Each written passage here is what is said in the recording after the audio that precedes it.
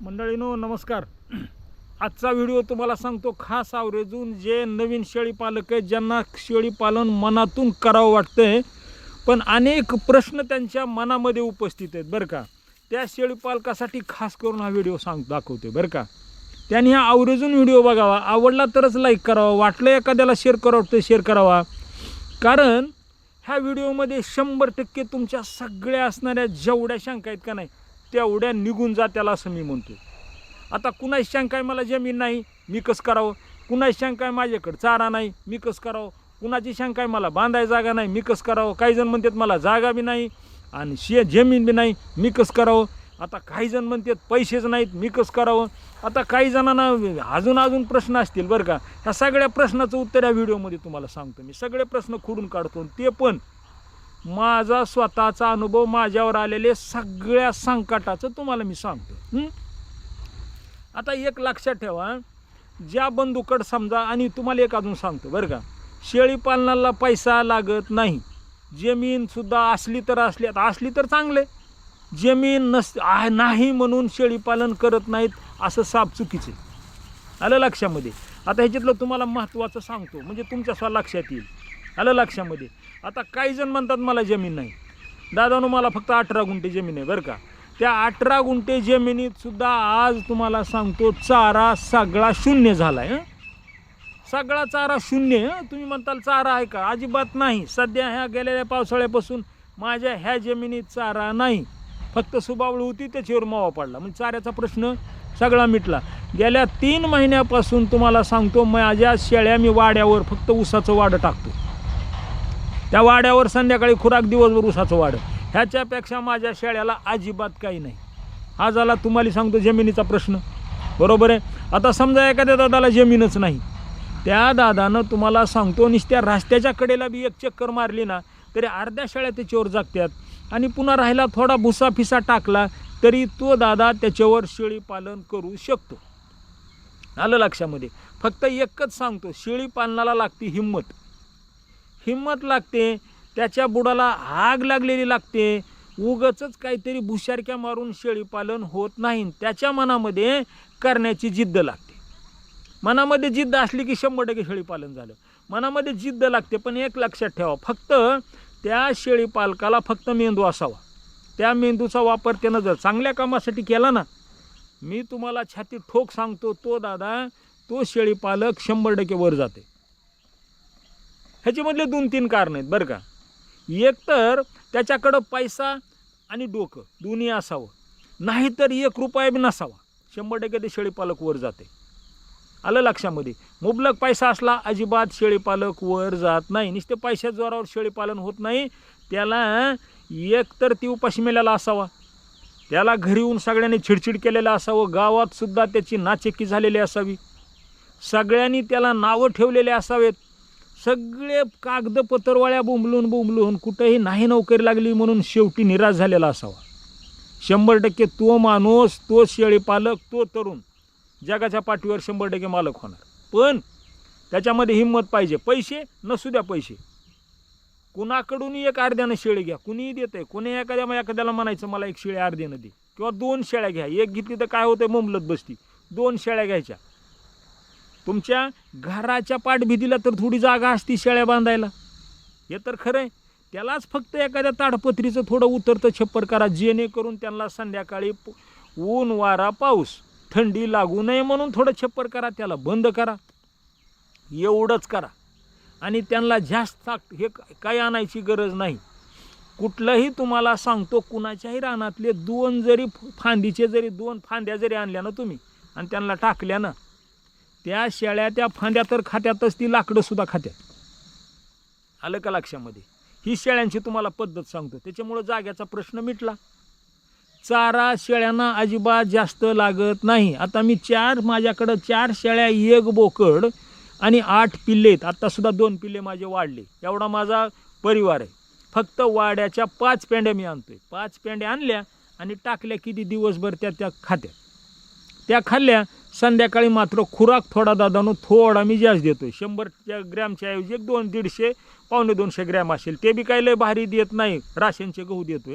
ह्याच्यापेक्षा त्याच्यामध्ये थोडी शेंगदाणा पेंड देतोय.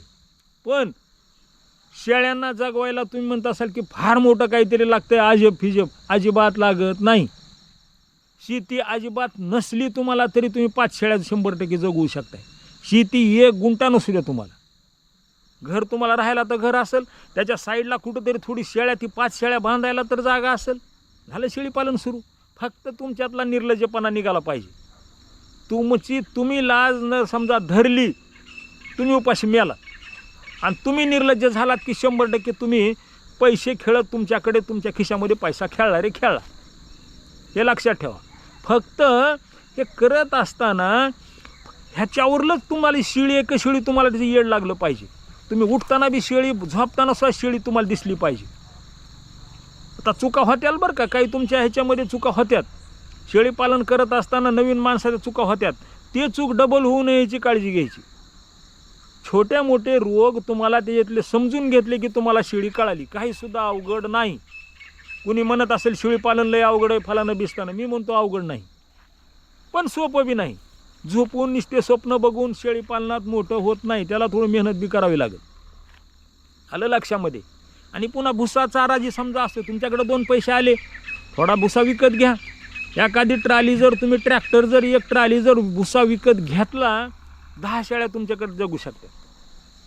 आणि जुनी पाणी एखादी मोटरसायकल, कुठलंही काही तुम्हाला सांगतो, बाजारातला जो भाजीपाला असतो का नाही टाकलेला, जे पालेभाज्या असतात, पालेभाज्या, पालक असते म्हणा, टाकून दिलेला बरं का, चांगला आणायचा, फक्त जर नासका टुसका आण नका. समजा पालक काही टाकून दिलेलं बी असते बघा, ते जरी आणलं, ते जरी तुम्ही चांगलं करून जरी तुम्ही तुमच्या शेळ्यांना टाकलं तरी शेळ्या खात्यात. आता तुम्हाला हे का सांगायलोय मी सुद्धा माझ्याकडे आता दर बुधवारी एक भाजीपालावाला येतोय बघा, माझ्या दारातच बसतोय तो. कोबीचे पान, कोबीचे जे वरले पान असतात का नाही, थोडे छिलून काही लोक टाकतात बघा, तेच लोक टाकतात. कोबीचे पत्ता कोबीचं वरलं पान काढायचं, टाकून द्यायचं. गाजरं असतील, काय खराब गाजराचा पाला असेल टाकून द्यायचा. मेथीचं एखादं हे असलं खराब एखादं टाकून द्यायचं. तो काय करतोय, त्याला मी सांगितलं की बाबा तू दुसरीकडे फेकून देण्यापेक्षा माझ्याकडं मला ह्या काय कॅरी बॅगमध्ये भरून ठेव. तो भरून ठेवतोय मी. तोच भाजीपाला, जे खराब झालेला भाजीपाला आणून टाकतोय. दे खात्याला, ती शेळ्या खात्यात, उरलेला माझ्या कोंबड्या खात्यात. ही का सांगायलो तुम्हाला मी, कुठंही तुम्हाला सांगतो आपल्यामध्ये हिंमत असली. आता काही ठिकाणी आमच्याकडे बघा टमाट्याचं सगळी नासधूत व्हायला सुरू झालेली. बरेच टमाट्याच्या लोकांनी तोडाय सोडून दिले. 1 पोतं घ्यायचं, त्या ठिकाणी त्या दादाला विचारायचं पडण्यापेक्षा नेऊ का मी, ते म्हणते जा घेऊन. त्याच्यातलं 1 पोतं जरी टमाटा आणलं, तुमच्या इथं जरी टाकलं, शेळ्या टमाटे सुद्धा 1 नंबर खात्यात. काही शेळ्या खात्यात दगड माती धोंडे सोडून. पण ती काय होतंय, करायचं कुणी, प्रत्येकाला वाटते फुकटात मिळालं पाहिजे. आणि फुकटात मिळायला पण वाममार्ग अवलंबावा लागते. वाममार्ग अवलंबला ती सुरुवातीला साधत आहे बा दादानो, पण पुन्हा एकदा खुटा जर गुतला ना, आका खुटा उपटून मोडल, पण तुमचं काय खुटा निघत नसते पुन्हा. मग ही कधी काळजी घ्यायची बरं का, कधीही आपण आपल्या ह्यानं आपल्या मार्गानं चालायचं. मग त्याच्याकरता म्हणतो मी बरं का, ज्या दादाला शेळीपालन करायचं आहे ना, त्यानं सुरुवातीला 2 शेळ्यापासून सुरुवात करा. आपल्याच एरियामधल्या 2 शेळ्या घ्यायच्या. जमीन नसू द्या, तुम्हाला जागा नसू द्या, चारा नसू द्या, काही नसू द्या, काही नसू द्या. मी माझा स्वानुभव सांगतोय, शेळीला जमीन लागत नाही, पैसा बी जवळ असला तर लागत नाही, चारा बी नसला तरी जमतंय. फक्त घर असावं, घर तर असावं. बरं, घर जरी नसलं तरी कुठंतरी तुम्ही झोपत तर असताल ना, त्या ठिकाणी तुम्ही शेळीला बांधू शकताय. आता तुम्हाला मी आवरेजून सांगतो, माझ्या शेळ्या एवढ्या थंडीमध्ये तरी त्या तग धरून, त्याचं कारणच आहे ह्या एरियामध्ये ते मॅच झाल्या. आज भयानक थंडी, 10 टेम्परेचर आहे आमच्याकडं. इतक्या थंडीत सुद्धा तुम्हाला सांगतो त्या शेळ्या आमच्या तग धरून, ह्याचं कारणच आहे त्या शेळ्यांना इथली सवय लागली. पण तुमचं चुकत आहे कुठं बरं का, तुम्ही काय करता, लांबल्या शेळ्या आणायच्या आणि आपल्या ह्याच्यात आणायच्या. मग ती कधी काय होते, ती मॅच नाही झालं की त्याला मग संडास लाग, सर्दी हो, फलानं हो, बिस्तानं हो, ताप हो, अमकानं हो, डमकानं हो, आणि त्याच्यामध्ये तुम्ही गोंधळता. आणि एकदा तुमच्या मनातला गोंधळ झाला, ह्याचं काही खरं नाही. माणसाचं मन खचलं की तुम्हाला सांगतो पुन्हा काहीच साथ देत नाही. कसलाच तुम्हाला वैद्य साथ देत नाही ना, तुम्हाला कसलंच टॉनिक तुम्हाला नीट करीत नाही. तुमचं मन जर एकदा म्हणलं का आता काही खरं नाही, मी मरतोय म्हणलं की ते तुम्ही त्याला टॉनिकचं इंजेक्शन द्या, ती मरते. मग ह्याच्याकरता कधीही लक्षात ठेवायचं, आपण कधीही पॉझिटिव्हली राहायचं. काही संकट आलं तरी त्याला तोंड देण्याची आपल्यात हिंमत ठेवायची. आता वातावरण आपण तर ॲडजस्ट करू शकत नाहीत ना, त्याला तर बदलू शकत नाहीत वातावरणाला. थंडीला तर मी काय आता कमी करू शकत नाही, पण त्याच्यावर कशी मात करायची तर अशी मात करायची. ह्या गोष्टी जर तुम्ही तुमच्या अंमलात जर आणल्या ना, मला वाटते तुम्हाला शेळीपालनामध्ये काही लई वेगळं तुम्हाला मंत्र बोलायची गरज पडणार नाही. आता माझ्याकडे तर भुस्सा बी नाही, चारा बी नाही, काहीच नाही हो. तुम्ही म्हणताला ज्याला काही खोटं वाटतं का नाही त्याने येऊन बघावं. इथं काही सुद्धा नाही माझ्याकडे, भुस्सा नाही ना चारा नाही, तरी माझ्या शेळ्या आज बी चांगल्या आहेत. कुणाच्या नाकाला शिंबूड नाही, तुम्ही प्रत्यक्ष येऊन बघा. शिंबूड बी नाही ना, काही नाही ना, काही नाही, एकदम टाकाटक शेळ्या आहेत.